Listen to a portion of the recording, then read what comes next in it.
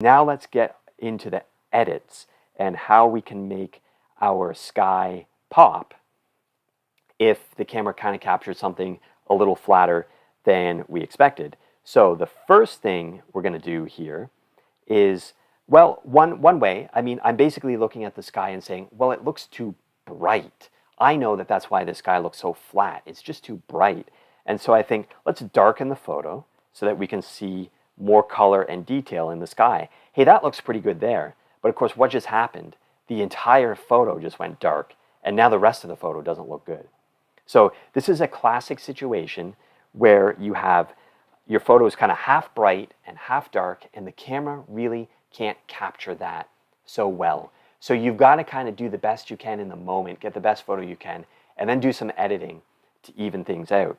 And so what I'm going to do, really the only problem in this photo is the bright parts of the photo. The dark parts of the photo are actually nice and bright. We can actually see them. And when I say the dark parts, I mean the trees and the barn and the darker grass. Like, these are darker colors, but they actually look good in the photo. So what I'm going to do is just drag the highlight slider all the way down, and you can see that the bright part of the photo, the sky, just got a bit darker. Now that might not be enough, but it's a starting point. So the next thing I'm going to do is go up here to the graduated filter, and at first I'm going to exaggerate the effect just so that you can see what this filter does. But essentially, we're going to put effects on part of the photo, so we're going to darken part of the photo. And again, I'm going to exaggerate this so that you can see what the photo does. So I'm going to click and I'm going to drag this filter across the photo. And notice that on the top part of the filter, everything is dark. And on the bottom part of the filter, everything just stayed the same.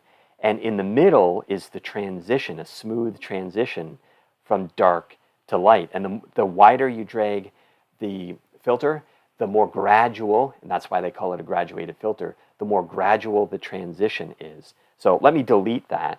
And I don't actually want to use the exposure. I want to go back into the highlights again, and then I'm going to drag this filter across the sky. And you just saw it. It was subtle, but it just got a little bit darker. So again, pretty subtle. I could even drag the exposure down a little bit if I want to, but I actually think I'm going to leave it like that. The next thing I'm going to do here is try and bring out a little more contrast in the sky by darkening the blacks a little bit.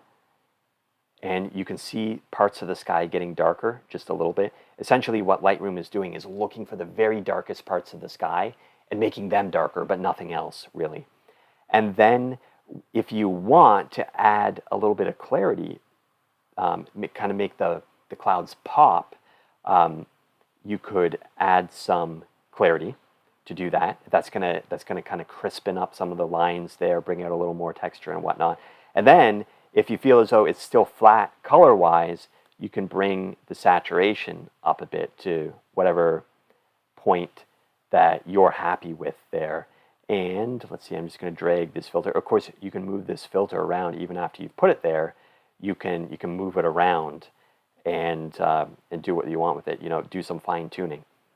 So that is basically, real quick, but that's the edit I would do for this photo to make that sky pop. And then overall, back into the main editing, I would add some texture to the photo just to make the whole thing kind of pop. Because we see grass and we see the barn board and whatnot, so why not add just a little bit of texture to the photo there?